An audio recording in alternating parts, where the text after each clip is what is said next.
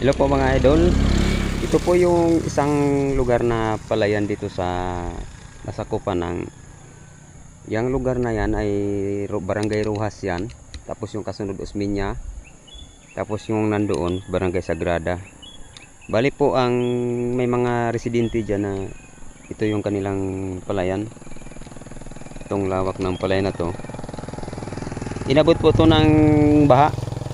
Yung shoreline pagkatapos ng bagyong Iwan, inabot po to ng baha, kaya makikita ninyo yung mga coral o yung may mga bakod-bakod, may mga tuyo na mga dala ng baha yan.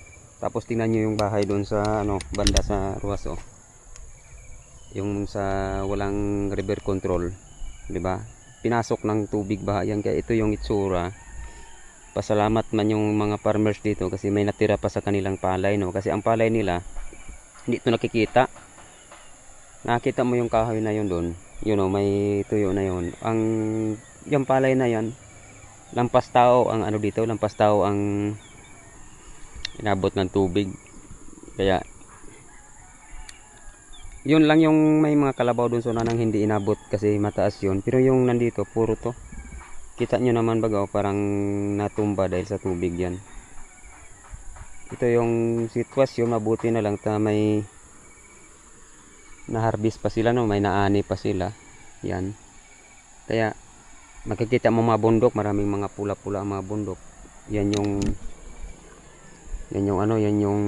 mga landslide, may mga lupa dyan na bumaba. Ganun ang sitwasyon dito sa lugar na to. Kaya mabuti na lang may mga natitira pa yan po. Nag-umpisa na po mag-arani. Nag-ani na yun doon sa may kalabaw na doon na may nakasuga na doon na kalabaw. Ani na yan doon. Kita naman kita na yung kalabaw doon na nakasuga. Distansya lang pero makikita na, di ba? Sa medyo itaas tayo na daanan, pagsada tayo.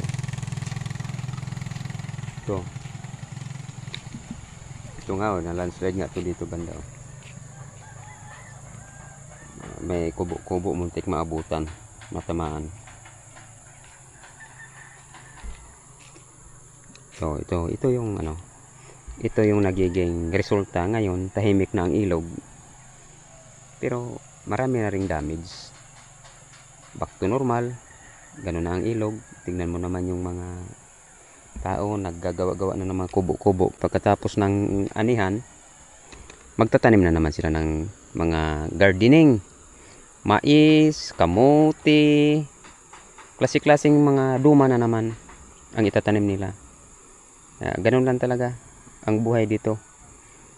Palit-palitan lang. Pag nahihirapan, yun, magsakripisyo. Pero pag nag-ani din, masagana naman din. Kaya salamat po mga idol, salamat. Mabuhay.